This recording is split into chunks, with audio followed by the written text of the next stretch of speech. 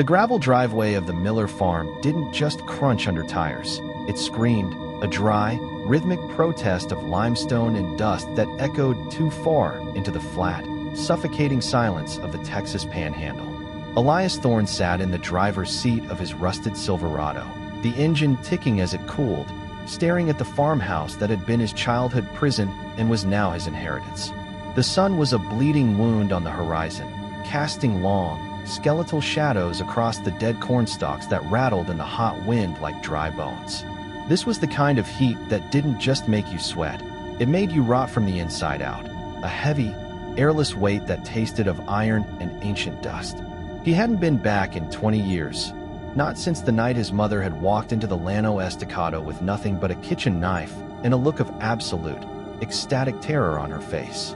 Now, the house stood as a gray, peeling monument to everything he'd tried to drown in cheap whiskey and city lights. He stepped out, and the silence of the plains hit him like a physical blow. It wasn't the absence of sound, but the presence of something waiting. Inside, the air was a thick soup of mildew and attic dust, the kind of stillness that felt like a held breath. He moved through the kitchen, his boots loud on the warped linoleum. The table was still set for three, plates coated in a fuzzy, monochromatic layer of mold, silver tarnished to the color of a bruised sky.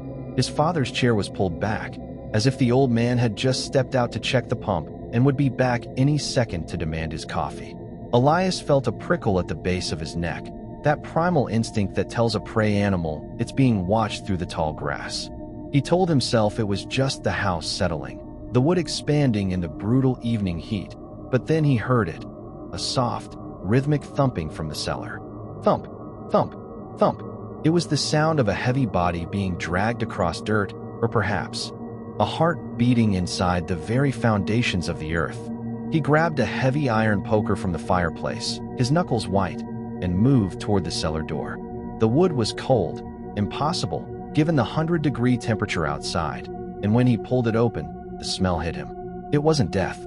It was the smell of wet earth and something sweet, like rotting peaches. He descended the stairs, the beam of his flashlight cutting a weak yellow path through the dark.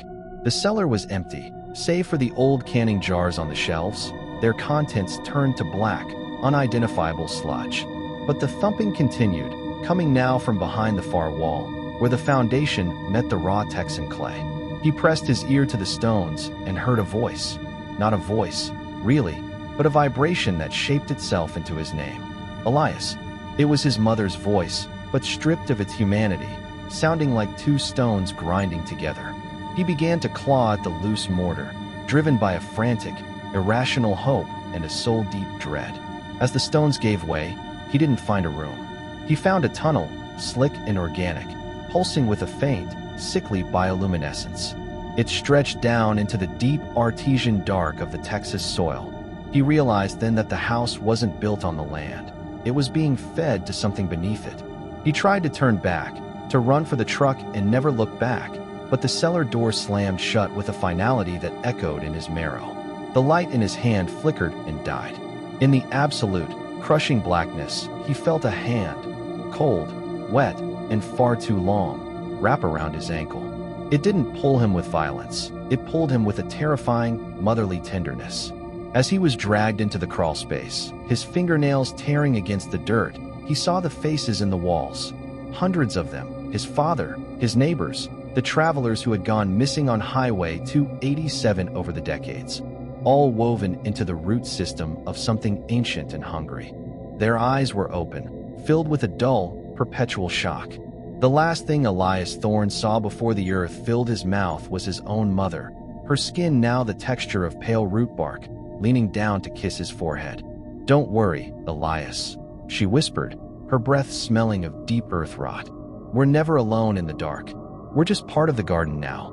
Outside, the wind picked up, erasing his tire tracks from the gravel, leaving the farmhouse standing silent and hungry under the indifferent Texas stars. The asphalt of Interstate 45 stretched out like a cauterized vein across the dark, humid heart of East Texas, shimmering under the high beams of Sarah's dying Honda Civic. It was 3 in the morning, The hour when the world belongs to the long-haul truckers and the things that thrive in the roadside ditches. The air outside was a thick, wet wool, smelling of pine sap and roadkill, pressing against the glass as she drove deeper into the Piney Woods. She was miles from the nearest town, her phone a useless slab of glass and plastic with no signal, when the engine gave a final, metallic shriek and died. The silence that rushed in to fill the void was immediate and terrifying, broken only by the rapid, frantic ticking of the cooling manifold. She sat there for a long moment, her heart hammering against her ribs like a trapped bird, staring into the wall of ancient, towering loblolly pines that lined the highway. They looked like jagged teeth against the bruised purple of the night sky.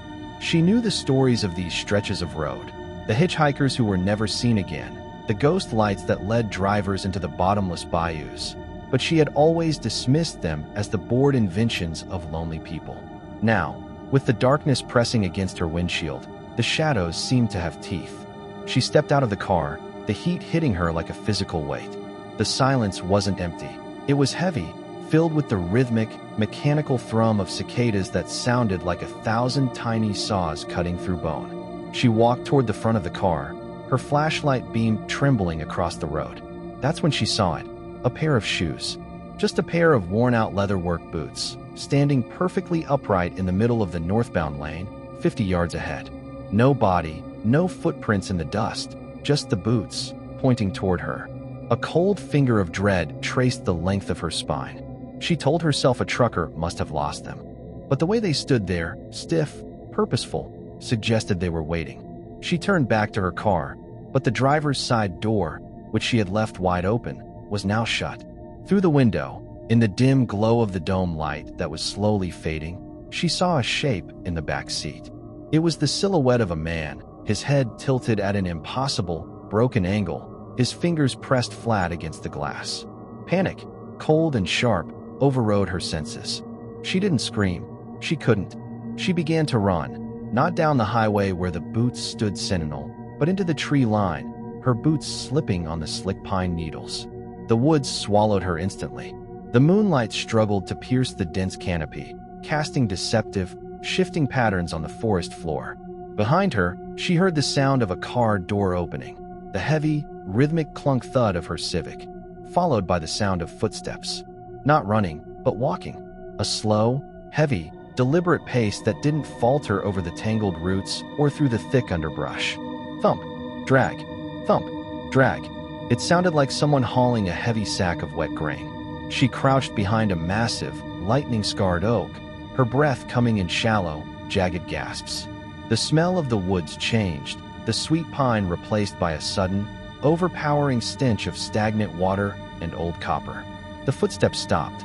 She squeezed her eyes shut, praying to a god she hadn't spoken to in years, until a voice drifted through the trees. It wasn't a man's voice. It was her own voice, pitch perfect, sounding exactly as she had when she'd called her mother 3 hours ago. "Mom, I'm almost home." The voice whispered from the darkness just a few feet away. "The car is fine. I'm fine." Sarah opened her eyes and saw a pale, elongated face peering around the trunk of the tree. It had no features, no eyes, no nose, just a smooth expanse of skin that rippled like water, and a mouth that was nothing more than a jagged, vertical slit. As it opened that slit, the voice of her father, dead 10 years, came out of it. "Sarah, honey, why are you hiding?" The creature's limbs were too long, its joints bending in directions that defied biology, and as it reached out, she saw it was wearing the leatherwork boots from the road. She tried to bolt, but the ground beneath her gave way. It wasn't a hole, it was a mouth, a soft, sinkhole-like depression lined with the same pale, featureless skin. As she sank into the warm, gelatinous earth, the creature leaned over her, its skin beginning to shift and bubble, taking on the texture of her denim jacket, the color of her hair. It reached down and gently touched her cheek with fingers that felt like damp clay. "Thank you for the ride," it whispered in her own voice, now indistinguishable from her own thoughts. The forest floor closed over her head with a wet, sucking sound, leaving the woods silent once more. Moments later, a woman who looked exactly like Sarah walked out of the trees, climbed into the Civic, and turned the key. The engine roared to life on the first try. She adjusted the rearview mirror, smiled at a face that wasn't hers, and drove off toward the dawn, leaving nothing behind but a pair of empty leather boots in the middle of the highway.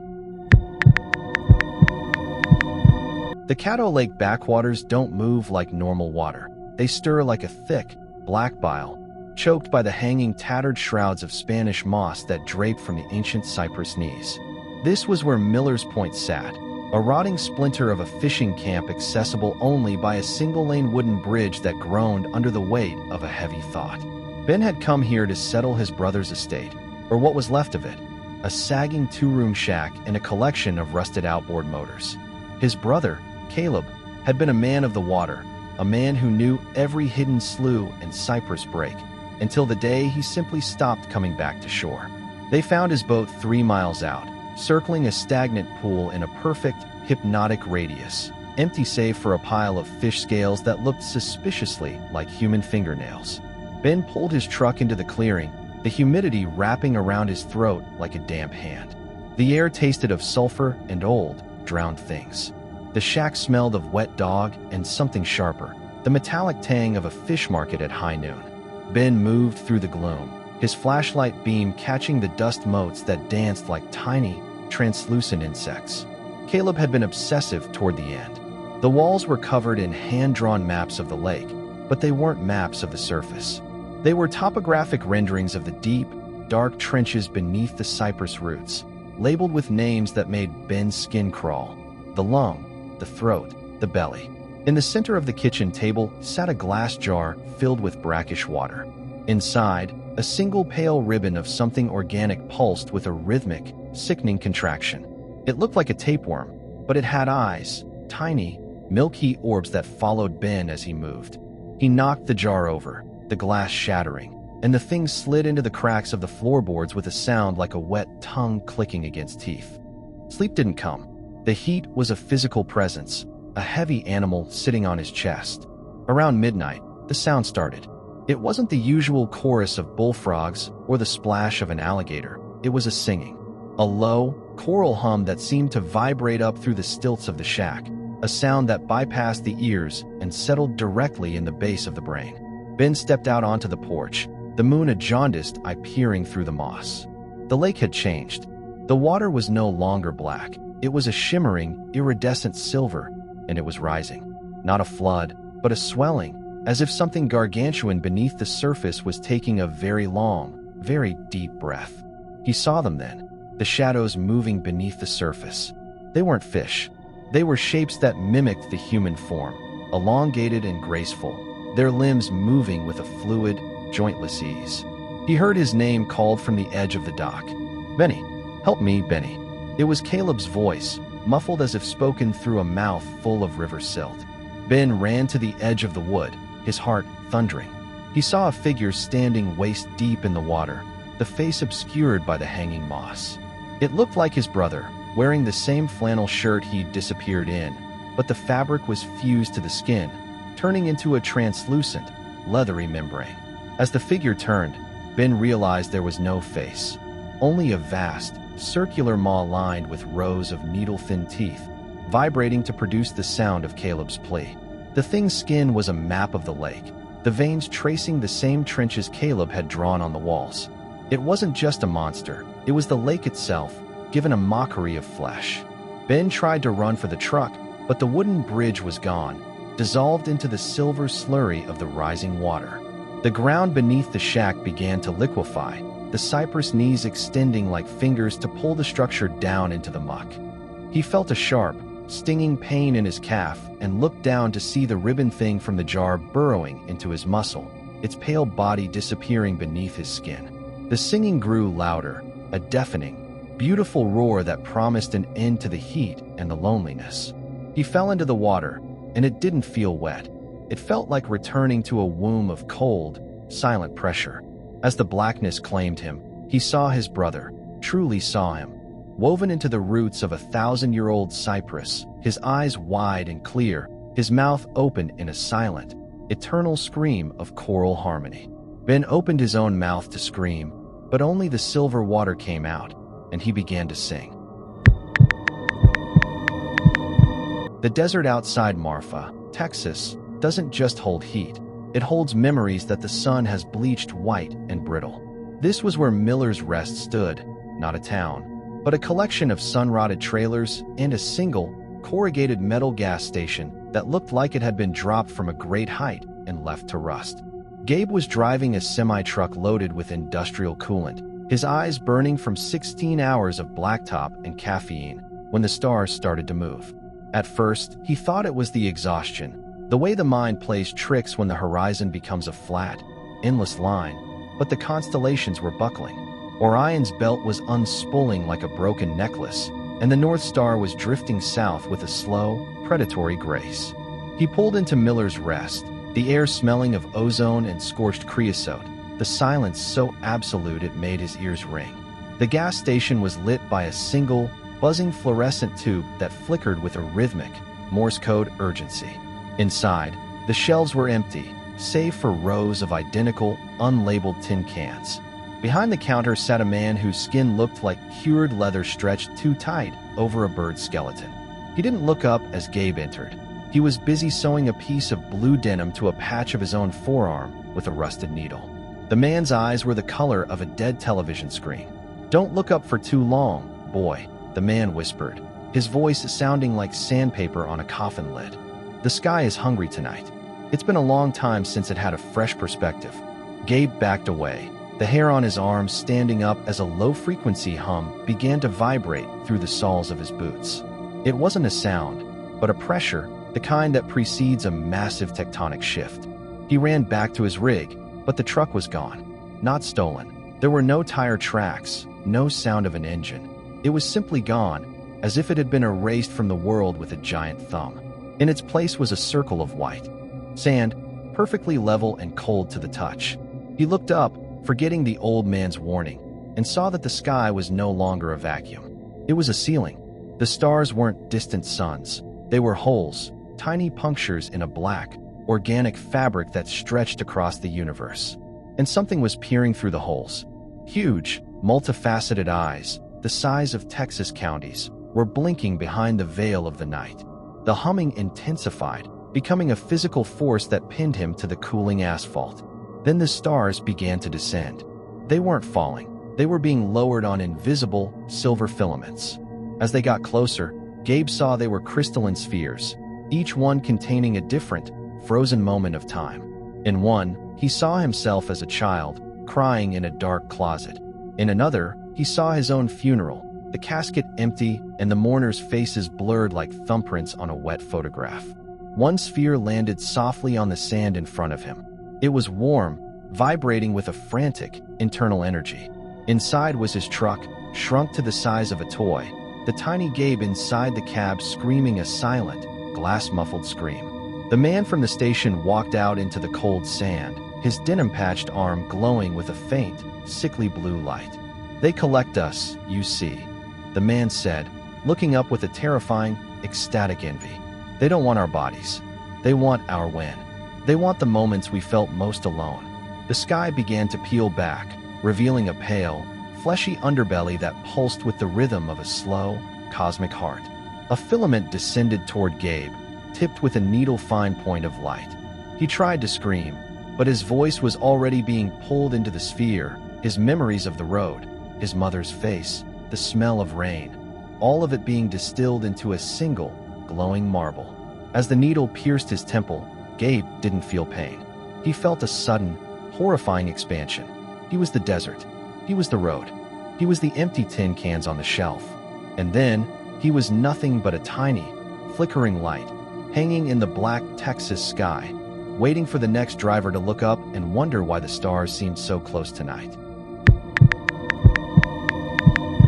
The Houston skyline was a jagged, glass and steel crown that pierced the humid, low-hanging clouds, but the Sunview luxury high-rise stood apart, a monolith of black obsidian that seemed to swallow the light around it. Julian had taken the job as the night shift security lead because it paid triple the market rate and required almost zero human interaction. The building was a ghost-tier residence. Ultra-wealthy owners who lived in Dubai or London and kept these suites as tax havens or occasional landing pads. Most nights, The only sound was the hum of the HVAC system and the distant, rhythmic thud of the blood in his own ears. It was a sterile, expensive tomb. The trouble began on a Tuesday, the air outside thick enough to drown in. Julian was monitoring the feed for Elevator 4, the service lift that ran from the sub-basement morgue vaults to the penthouse. At 2 a.m., the lift began to move.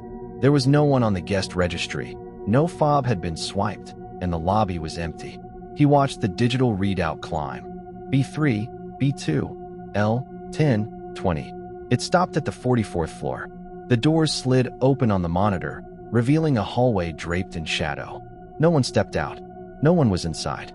Then, a single, wet handprint appeared on the polished chrome of the elevator's interior wall, as if someone invisible had leaned their weight against it. The handprint was too long, the fingers tapering into points that looked like talons. Julian grabbed his heavy maglite and headed to the 44th floor. When the doors of his own lift opened, the temperature dropped 20 degrees. The hallway smelled of stagnant marsh water and expensive perfume. As he walked towards Suite 4402, he noticed the wallpaper, a custom silk damask, was moving. The patterns of gold lilies weren't static. They were blooming and rotting in a time-lapse that matched his heartbeat. He reached the door of 4402 and found it slightly ajar. "Security," he called out, his voice sounding thin and brittle. "Is someone in there?" The only response was a sound like a wet sponge being squeezed. He pushed the door open. The suite was cavernous, floor-to-ceiling windows overlooking the city, but the glass was covered in a thick, translucent grime. In the center of the living room, a woman stood with her back to him. She was wearing a couture evening gown that looked like it was made of woven human hair. She was tall, too tall, her head nearly brushing the 12th floor ceiling. "Ma'am." Julian stepped forward, his light cutting through the gloom. The woman didn't turn. Instead, her neck began to elongate, the vertebrae popping like dry twigs, until her head rotated a full 180 degrees. She had no eyes, just two deep, weeping pits that smelled of the Houston ship channel at low tide. "The building is full," she whispered, her voice a discordant harmony of 1,000 trapped souls. "We are the foundation. We are the rebar. We are the interest paid in skin." Julian tried to back away, but his boots felt heavy, fused to the expensive Italian marble. He looked down and saw the floor was no longer stone. It was a pressurized slurry of gray, twitching flesh. The building wasn't made of concrete and steel. It was a living, vertical digestive tract, disguised as a miracle of modern architecture. Every absentee owner hadn't been away on business. They had been absorbed, their wealth and bodies converted into the structural integrity of the tower. The elevator behind him dinged. The doors opened, but there was no cab, only a vertical gullet lined with pulsing red light. The woman in the hair gown drifted toward him, her feet never touching the ground. "It's time for your promotion, Julian," she said, her mouth opening to reveal a void that stretched back into the dark of the 1920s. He felt the building begin to shiver, a low-frequency groan of satisfaction. As he was pulled toward the empty shaft, he saw the city lights through the windows, thousands of other towers, all black, all obsidian, all breathing. Houston wasn't a city, it was a reef of stone monsters, and it was feeding time. He hit the bottom of the shaft, but he didn't die. He felt himself being knit into the walls, his bones becoming the new support beams for the 45th floor. The outskirts of Tyler, Texas, are a graveyard of rusted machinery and pine needles, but the deep woods held a secret that even the local crows avoided. It was called Miller's Midway, a traveling carnival that had stopped traveling in 1984 after a freak electrical storm turned the Ferris wheel into a spinning pyre. Mark, a freelance photographer with a penchant for urban decay, found the entrance behind a wall of overgrown kudzu that looked like green muscle strangling the life out of the gate.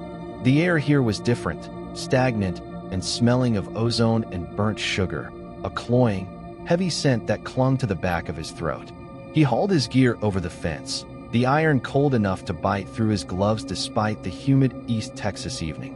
The carnival didn't look abandoned, it looked paused. The tilt-a-whirl cars were perfectly aligned, and the prizes in the game booths, moth-eaten teddy bears with glass eyes, seemed to track his movement. Mark headed toward the funhouse, a sagging structure shaped like a clown's face with a wide, gaping mouth for an entrance. The red paint was peeling like sunburnt skin. Inside, the floor was a series of shifting plates that groaned under his weight. He made his way to the Hall of Mirrors, his flashlight beam fracturing into 1,000 jagged splinters of light. At first, the reflections were normal, a tired man in a canvas jacket, holding a Nikon. But as he pushed deeper into the maze, the glass began to warp his image in ways that had nothing to do with the curve of the mirrors. In one, he was missing his eyes, the sockets filled with the same black kudzu from the gates. In another, his skin was translucent, showing a clockwork mechanism of rusted gears and copper wires where his heart should be. He laughed, a dry, nervous sound that the mirrors swallowed and spat back as a chorus of wet, guttural groans. Then he saw the mirror of the maw.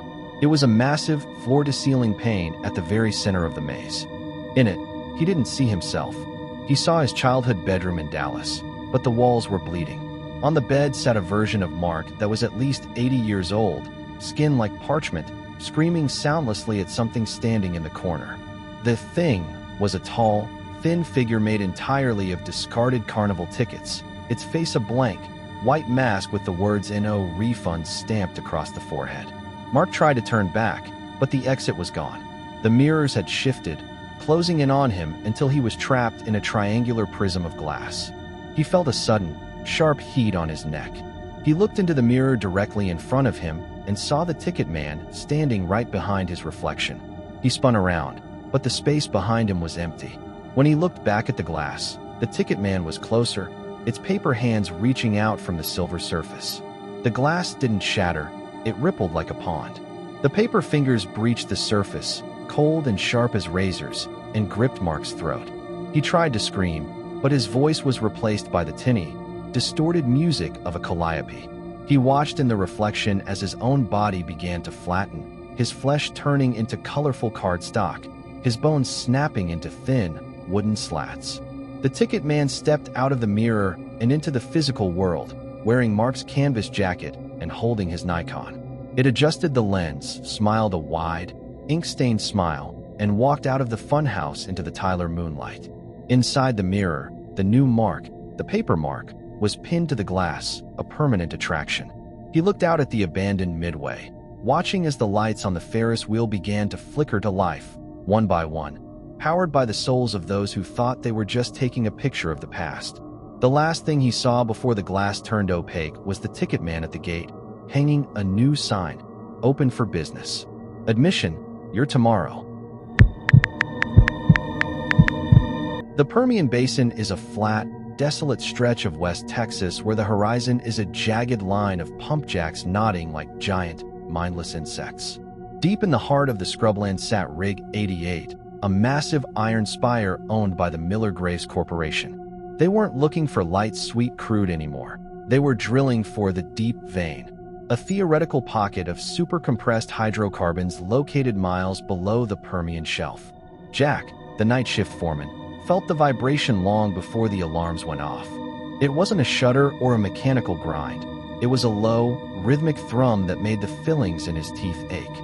It felt like the earth had a pulse. At 3:14 a.m., the drill bit hit a pressurized pocket that shouldn't have existed. The pressure gauges didn't just redline, the needle snapped. Instead of the geyser of black gold everyone expected, the rig fell silent. Then, a sound rose from the borehole. It started as a whistle, like wind through a cracked window, before deepening into a collective, multitonal shriek. It was the sound of a million voices screaming in perfect, agonized unison. The oil began to bubble up, but it wasn't black.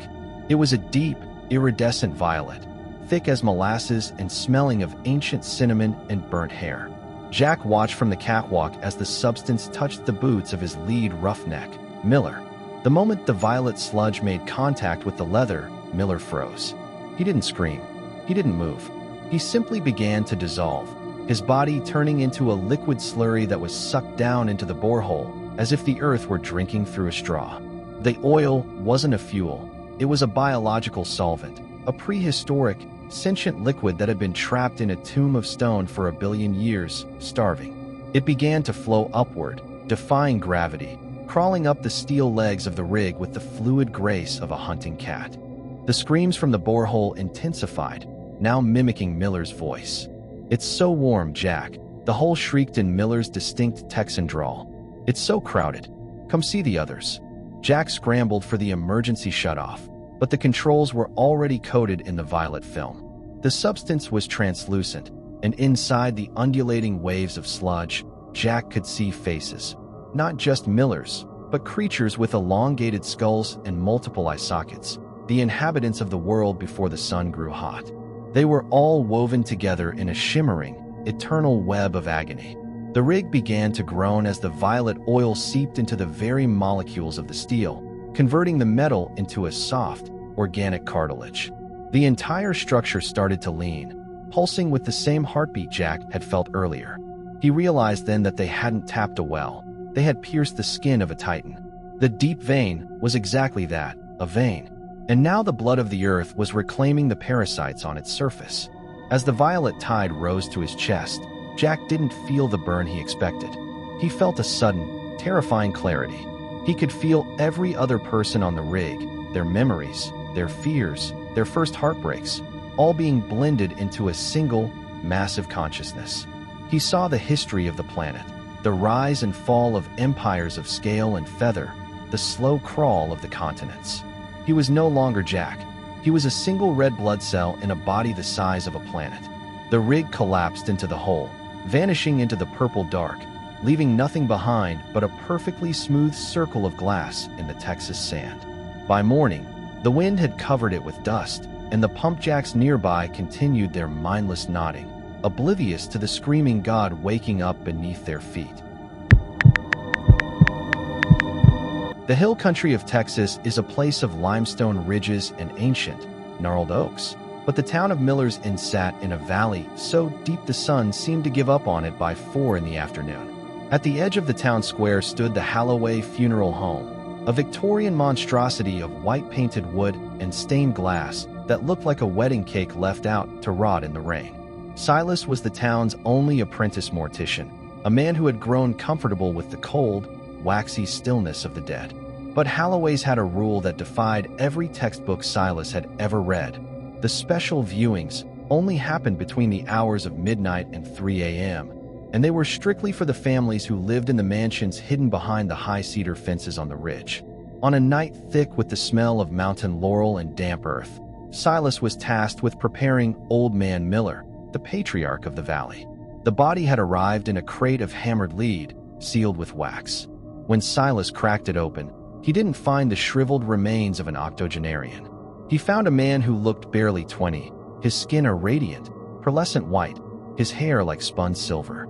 There was no sign of decay, no scent of formaldehyde, only the faint, cloying aroma of crushed lilies and ozone. But as Silas began the arterial prep, he realized there were no veins. Where the circulatory system should have been, there was a network of fine, hollow glass tubes, pulsing with a slow, rhythmic amber light. "Don't touch the light, boy," a voice rasped from the shadows. It was Mr. Holloway, his eyes hidden behind spectacles so thick they looked like marbles. "The Millers don't bleed like the rest of us. They harvest. They've been in this valley since the limestone was under the sea, and they don't plan on leaving." Holloway handed Silas a silver needle and a spool of what looked like copper wire. "Stitch his eyelids shut. If he opens them before the viewing, the light will see you. And once it sees you, it owns what it looks at." Silas worked with trembling hands. As the needle pierced the skin, it didn't feel like flesh. It felt like sewing through silk-wrapped ice. He was on the final stitch of the left eye when the amber light in the glass tubes flared. The body didn't move, but the temperature in the room plummeted until Silas's breath came out in crystalline plumes. He felt a pressure in his skull, a high-pitched ringing that resolved into 1,000 whispering voices. They weren't speaking English. They were speaking a language of vibrations, a geological tongue that told of the crushing weight of the earth and the slow, agonizing growth of diamonds. The clock struck midnight. The front doors of the funeral home creaked open, and the families began to file in. They moved with a synchronized, heavy grace, their faces pale and identical, their eyes reflecting the amber glow from the casket. They didn't mourn. They stood in a circle around the body and began to hum. It was the same frequency Silas had felt in the body's veins. The amber light began to leak out of the stitch holes Silas had made, pouring into the air like liquid fire. In the glow, Silas saw the truth. The people in the room weren't people at all. Their skin was a clever disguise, a thin membrane stretched over structures of quartz and obsidian. They were the valley itself, given a temporary, fragile shape. Old Man Miller wasn't dead. He was shedding. His body began to crack like an eggshell, and from within the corpse, a new entity began to emerge, a spindly, multifaceted creature of pure, blinding light. "The harvest is complete," Holloway whispered, falling to his knees. The light creature turned its head toward Silas.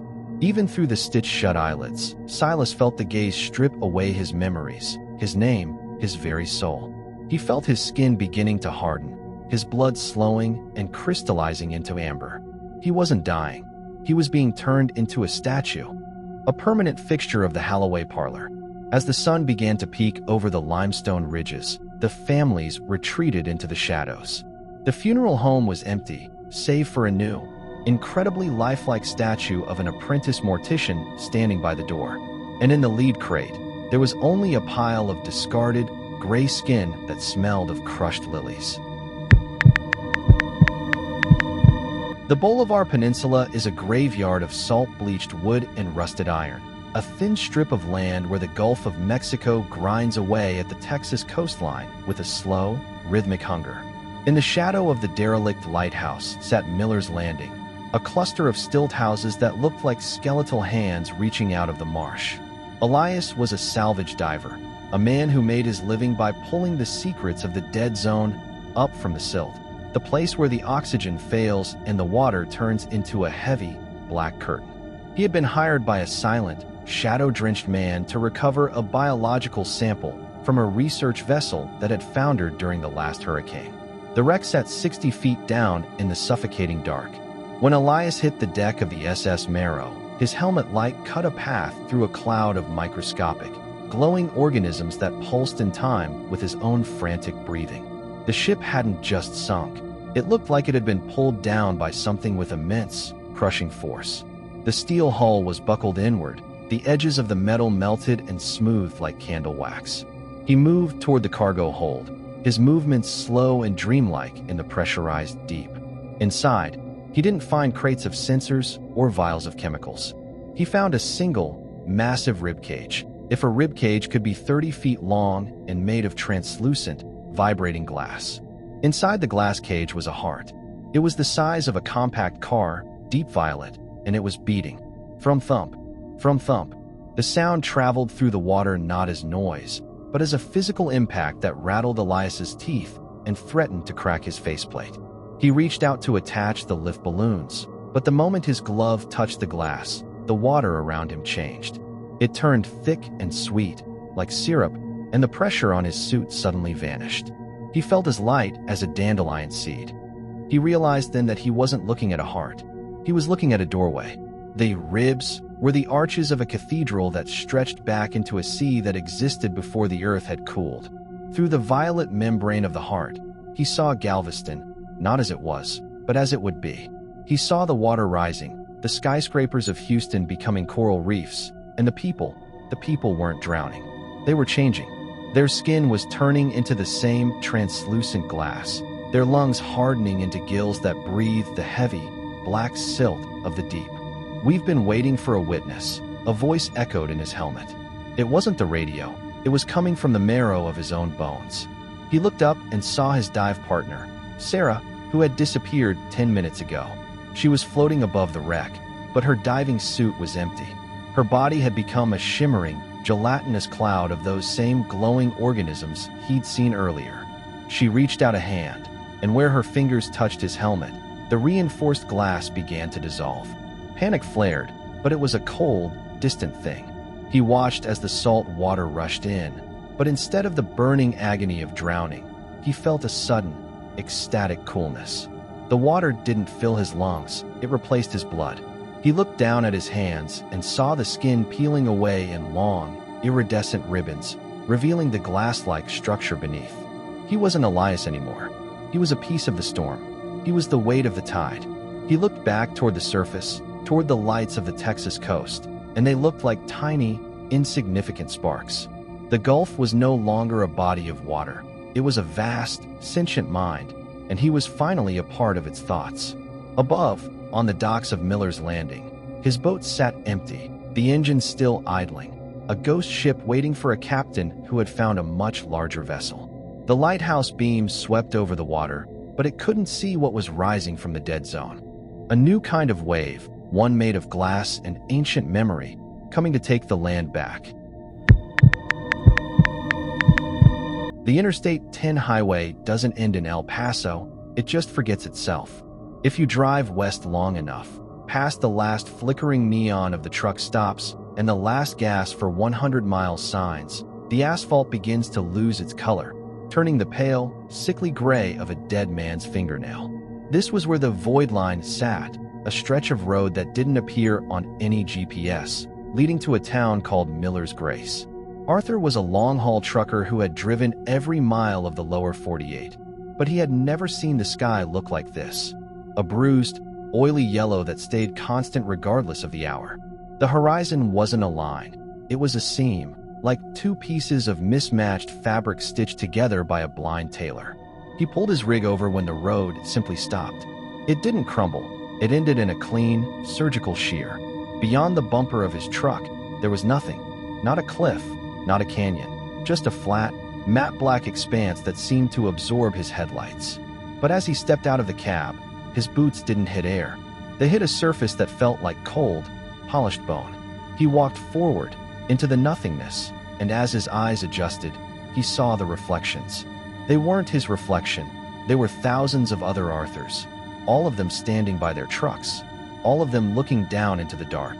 "Welcome to the end of the loop, Artie," a voice said. It came from a man sitting on a lawn chair in the middle of the void. The man looked exactly like Arthur, but he was wearing a uniform from a gas station that had closed in 1950. He was holding a map of Texas, but the shapes were all wrong. The counties were shifting, crawling across the paper like beetles. Every story you've lived, every road you've taken, it all drains out here. This is the sump pump of the world. Arthur looked back at his truck and realized it was dissolving. The chrome was turning into smoke, the tires into black sand. His own hands were beginning to blur at the edges, the skin becoming translucent. He looked down at the bone beneath his feet and realized it wasn't stone. It was a massive, infinite pile of discarded memories, car keys, wedding rings, old photographs, and teeth. Billions of teeth, paved into a road that led nowhere. "What happens now?" Arthur asked, his voice sounding like a radio station losing its signal. The other Arthur smiled, and his mouth was a row of empty, black holes. "Now, you become the scenery. We need a new horizon. The old one is worn thin." The void began to rise, a cold, ink-black tide that smelled of ozone and forgotten birthdays. As it reached his chin, Arthur didn't feel fear. He felt a profound, heavy boredom. The realization that he had been on this road 1,000 times before, and he would be on it 1,000 times again. The blackness filled his mouth, his eyes, his mind. When the sun rose over the real Texas the next morning, a new stretch of highway had appeared near El Paso. It was smooth, dark, and perfect, and if you drove over it at just the right speed, the humming of the tires sounded exactly like a man named Arthur trying to remember his own name.